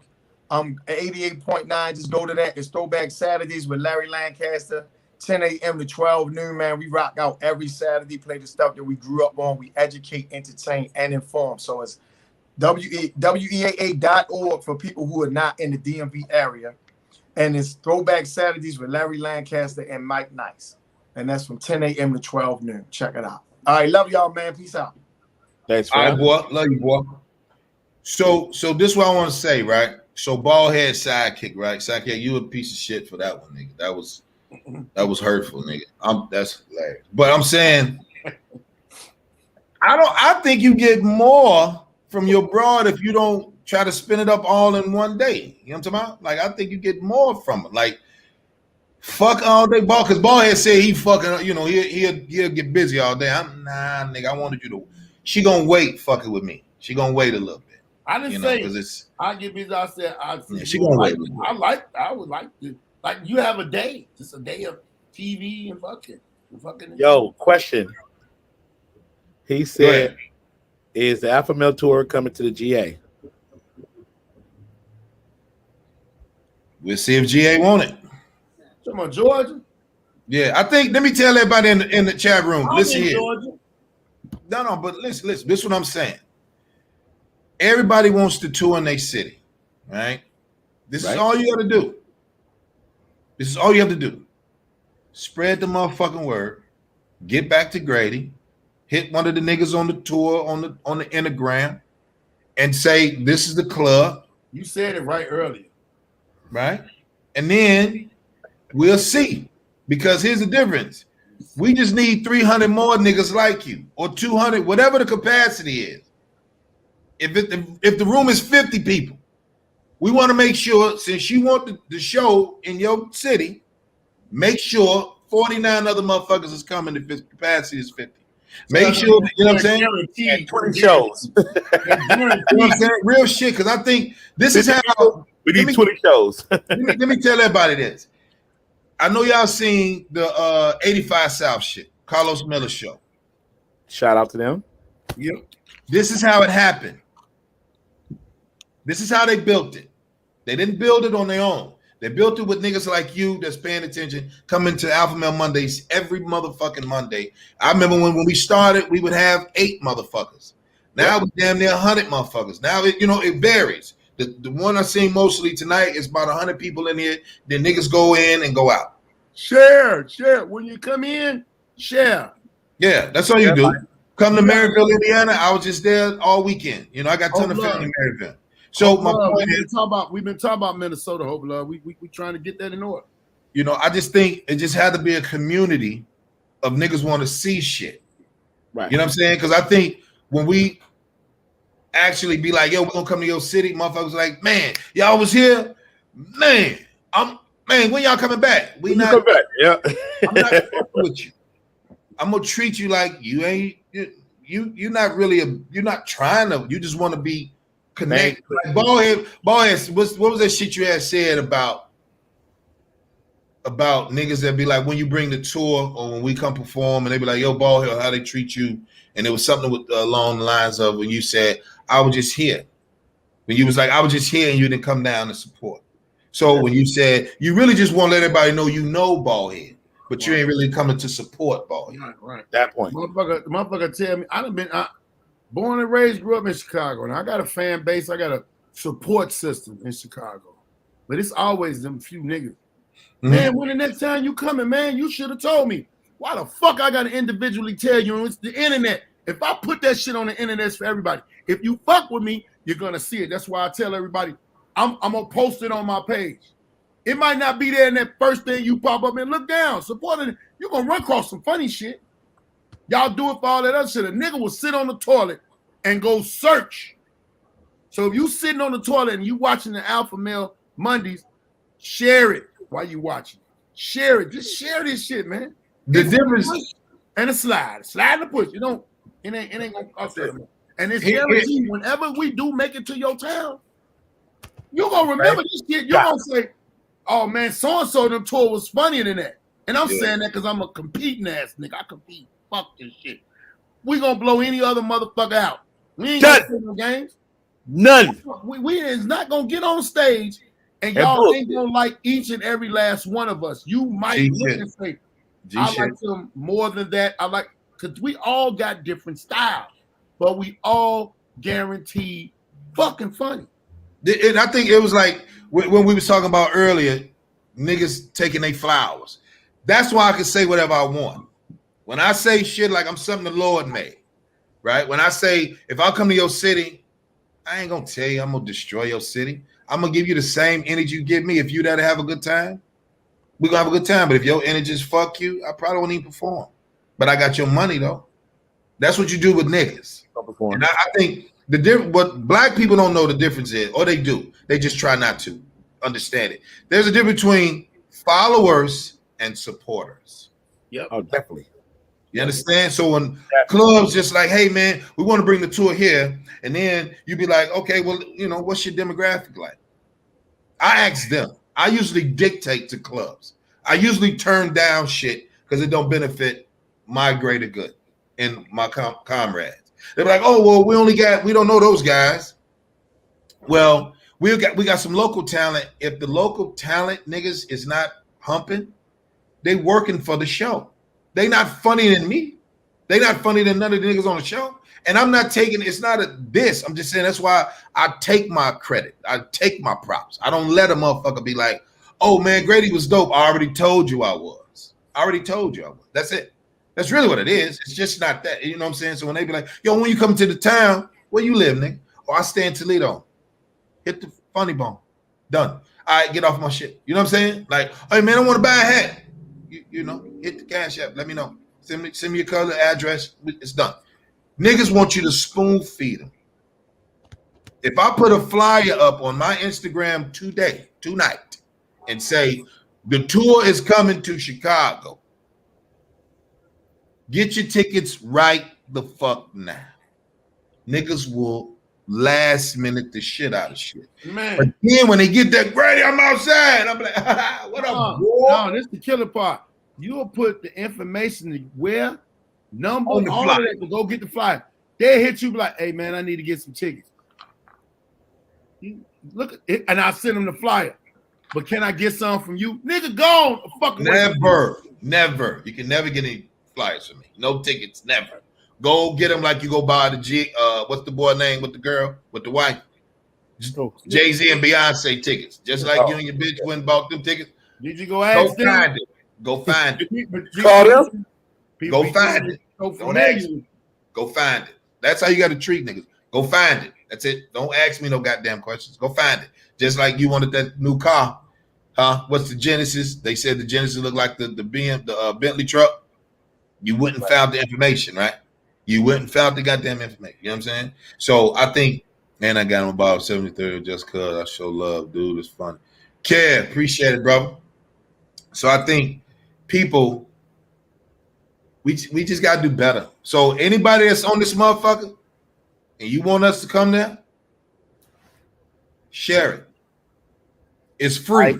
Right. The shit we doing, the shit we telling y'all to do, it's free. Free. Get your ass up, hit the motherfucking club and say, bring about 13 inquiries, and they're gonna be like, yo, tell your people at the same time, like, yo, email the spot. Today is the day. They're like, yo, we keep getting these people up asking about the Alpha Male tour. That's how it happens. And then that's it. It's done. We're there. Call me. They're gonna hit my people. They're gonna be like, hey, Grady, we want to hit. Done. Because we already got, and that's how it started.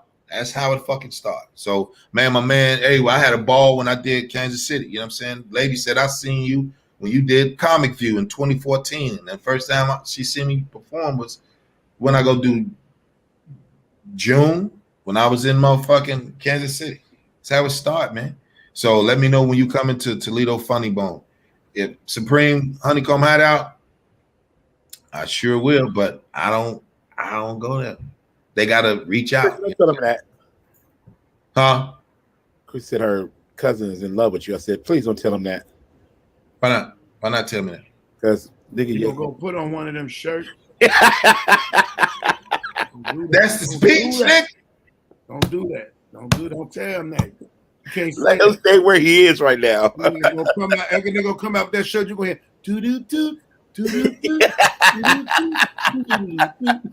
Hey, look. Go back to Vernon shit. Oh shit. I don't have any social media. What about us old niggas? All right, well, we telling you over here, OG. We'll hand you a flyer. Vernon, get up with me, man. You know I gotta tell my Minnesota brother what's cracking and what's going down.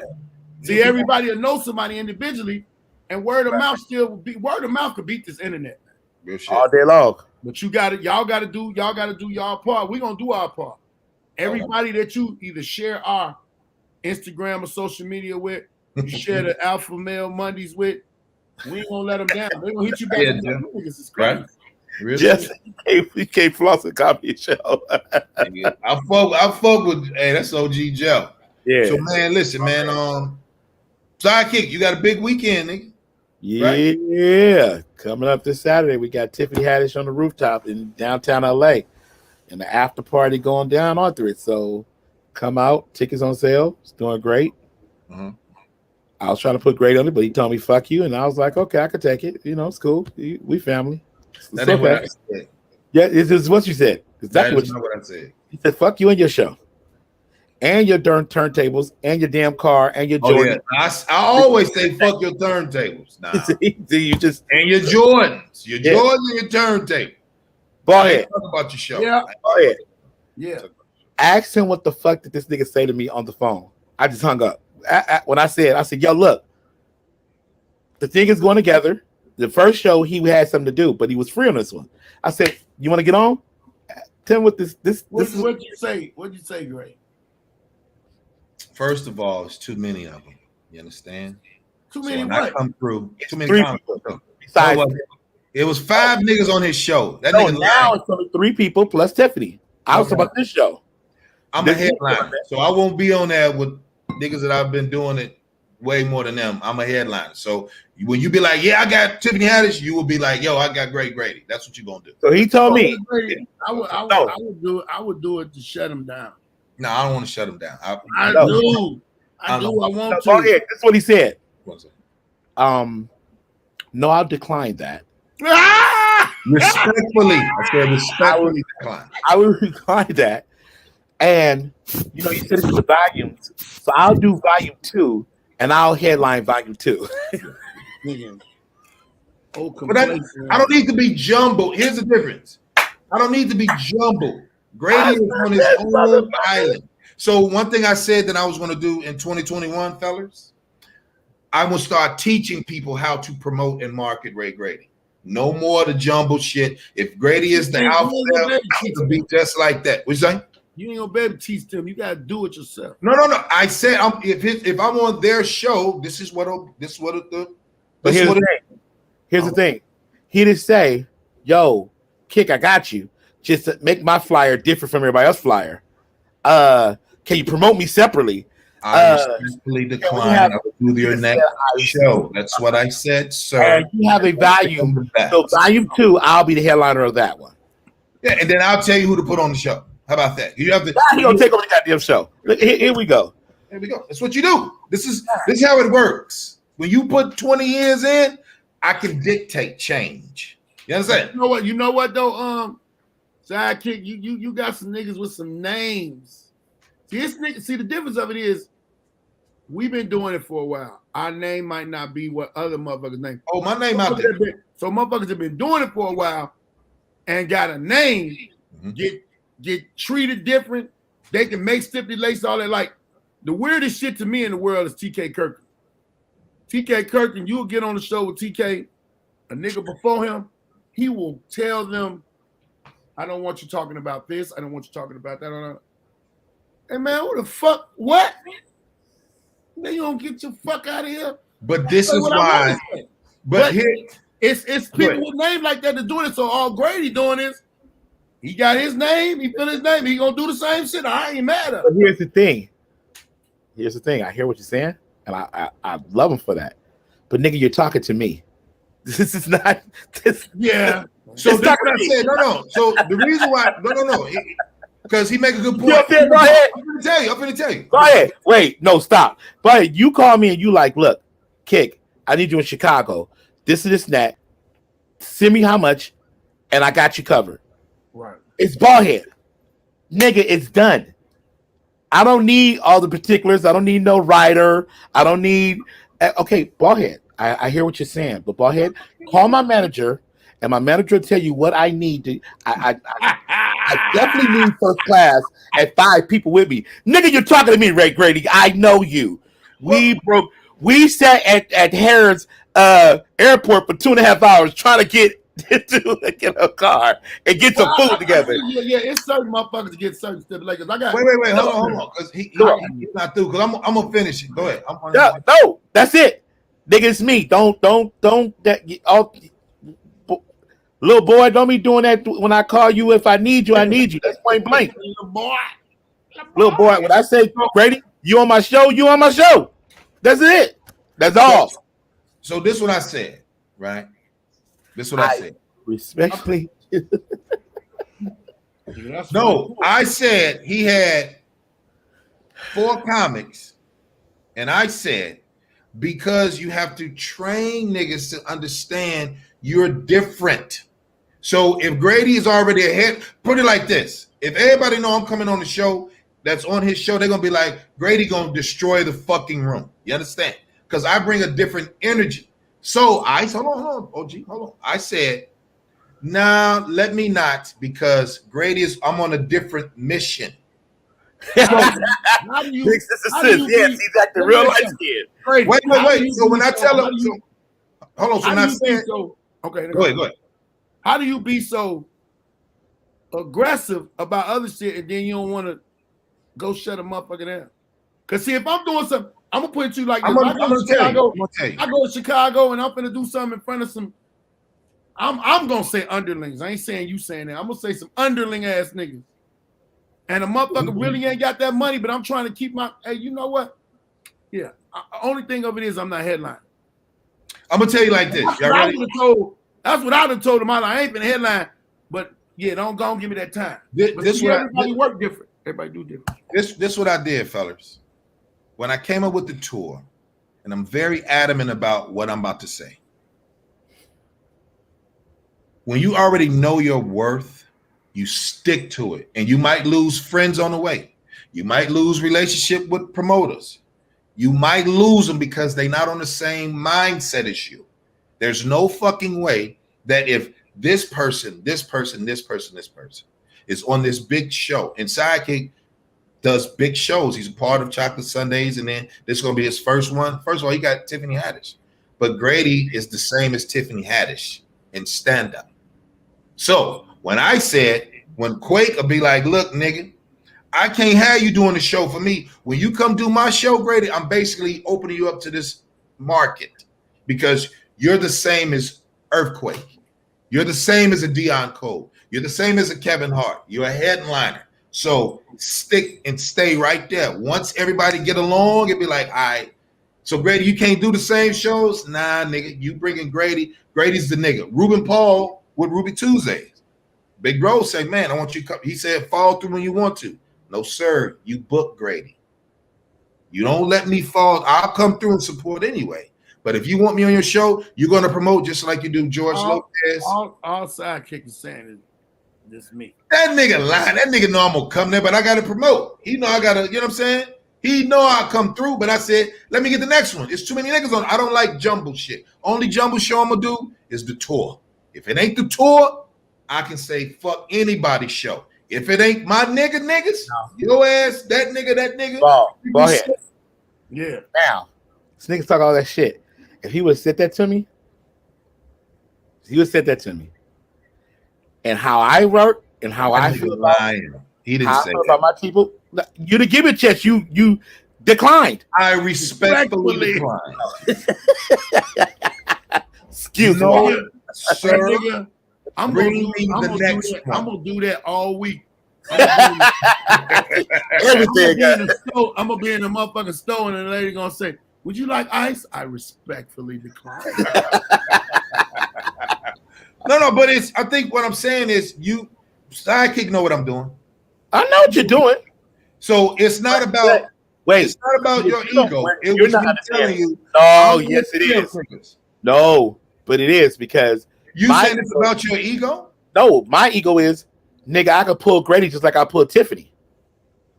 And I said, but I'll do the next one. I don't want you to do it. Who says it's gonna be a next one? You gonna do a next one? Why? What make you think that? Because this was gonna go off without a hitch. What does that got to do anything? Tiffany dropped in my hands. I pulled off and did it. You don't know the problems, the red tape that I'm having behind me doing. Oh, you got red tape now. Welcome to the producer's game. Exactly. See, I'm a producer, sir. So Right. don't hear that shit. So my thing is, when I got the red tape, I really was like, fuck them then. And I started pulling my niggas that I wanted. Right. You asshole. I get it. I get it. No, but I'm saying, I'm going to do the next one, though. We're going to do the next one. All right. Because I think, like I told him, Ballhead, he had Ruben, James Davis, Ryan Davis, Tiffany, and there's one more motherfucker. I can't forget. It was 5 comics. I'm not. That was the first one. Wait. Now, no, I called you on the second one when I switched the dates and I took everybody off. It's only 3 people. And that's when the red tape hit me. And I was like, oh, so y'all gonna red tape me? Oh, cool. This is what I'm about to do. The first one. So you got to go through first of all, you're a rookie in the game.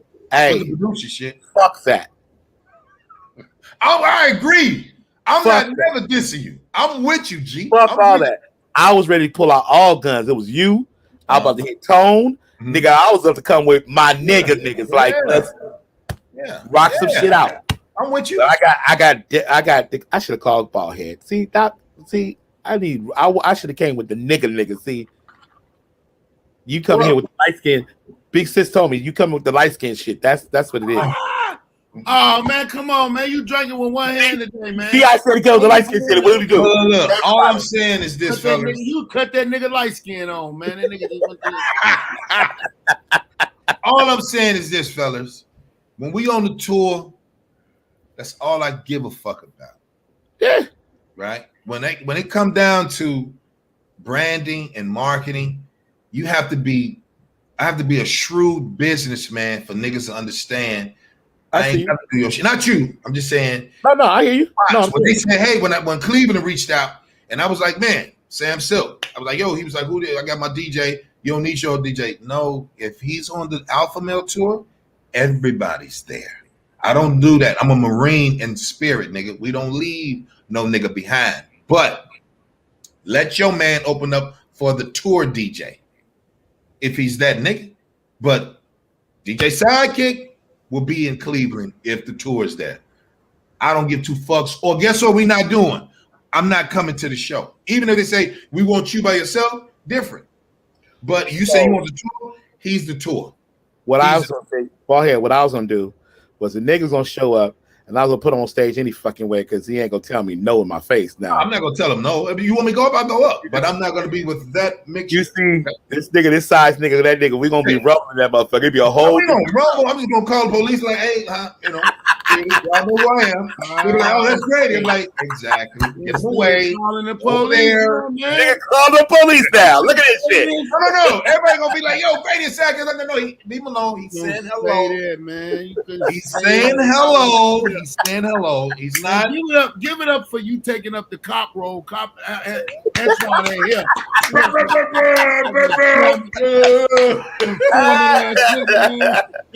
He said, no. I'm calling the cops. I'm like, no security gonna say, oh, Grady, like, no. He's speaking. If that ain't Hollywood, goddamn it. But you know what though? That's that Santa Monica shit right there. It's rich nigga shit. That's really what rich niggas. And when you start doing shit like that, and you changing the moments, and niggas is like, wait, no, I'm with you.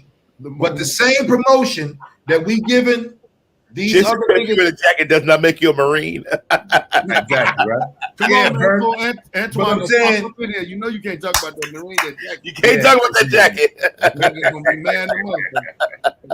So boy, what you got this weekend, bro? Well, not shit this weekend. Really, I'm self hustling in this house with this internet shit. Mm-hmm. Working on me, myself, and Grown Baby. I had to come up with some more shit, man. I gotta push Grown Baby to the fullest. On my TikTok and on my Snapchat. Got Ontario coming up. Waiting. Yeah.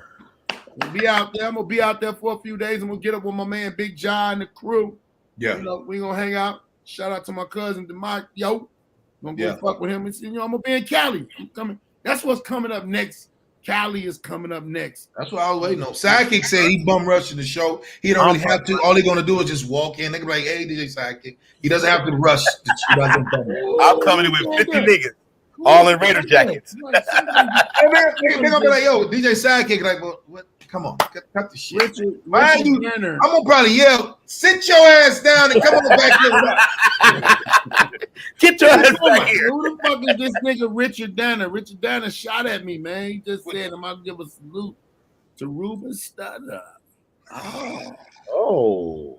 I like that you ain't got no picture up there. You think that makes you say anything to anybody that shoot at me that I can't see their face? Your mama.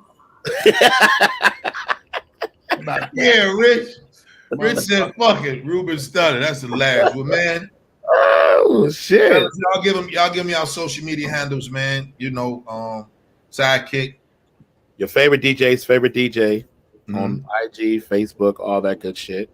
And there you go. Instagram and Facebook, comedian Bald Head Phillips, BALDHEAD Phillips, 2 L's. Y'all check me out, support, man. Share us, y'all. Share us tonight to somebody that fun episode. Share this episode. Go on our social media, comment, DM me, all of that. I got a couple people whose shirts I'm finna send out this week, so please don't kill me. I've been doing too much. Let me tell you, I went to Atlanta. No, I went to Mississippi. I went to Paris, Tennessee, and I went to Greenwood, Mississippi. Yeah. All of them shows off the chain. Shout out to my man Oscar P. Shout out to my man AC. But I want to tell y'all people down here, down south, I need y'all to get up with y'all legislation. I need y'all to get up with y'all governors, whatever, and get some lights in these motherfucking towns. When you're driving through at night, I don't know if y'all got eyes like that, you nocturnal motherfuckers. Then you pop up and you get deer running across the road, scaring shit. I'm from the city. I don't want to die. I don't want to be driving in the middle of the night when the cornfield on both sides. What the fuck is wrong with y'all? Get some lights. That's why these slaves could never get away, because they still ain't got no lights for the slaves down here. What the fuck? Yeah, boy. Talk that shit, nigga. All right, man. The motherfucker, man. So thank y'all for watching. Like, share, comment, share it though. Share it. What you doing this weekend? I'm not through. Oh, okay. Hey, I'm just telling everybody I'm wrapping it up. What else? My Instagram Alpha Nation will be back up and running next week. Thank you for all the support. Yeah. And the 29th, we're gonna be in motherfucking Ontario this weekend. I got the call from the Improv. They like, come on through this week, promote. They got a big show before our show Wednesday, so they like, hey, this is more advantageous. You probably should come through, bring your box, bring whatever you're gonna need. Yeah, man, I'm excited about bringing Ballhead here. I'm excited to see Key Lewis. Key Lewis is a fan of Ballhead. I'm a fan of everybody on the show. I might even see what they're gonna do, Kick too. That I'm gonna see what they say, and if you fuck around and might come through Tuesday, Wednesday, and wicked. Yes, I'm in there. Tell them motherfuckers I'm coming in.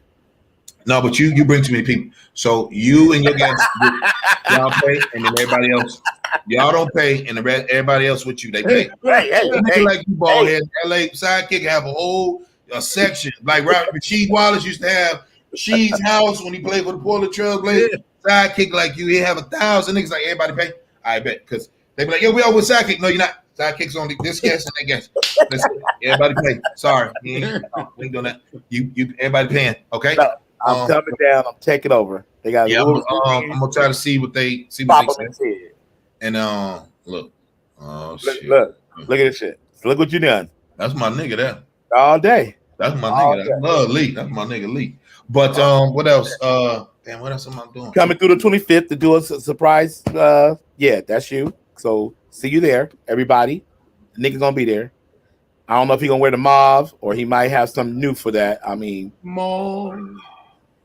It's daytime, so he might, He got the day mauve.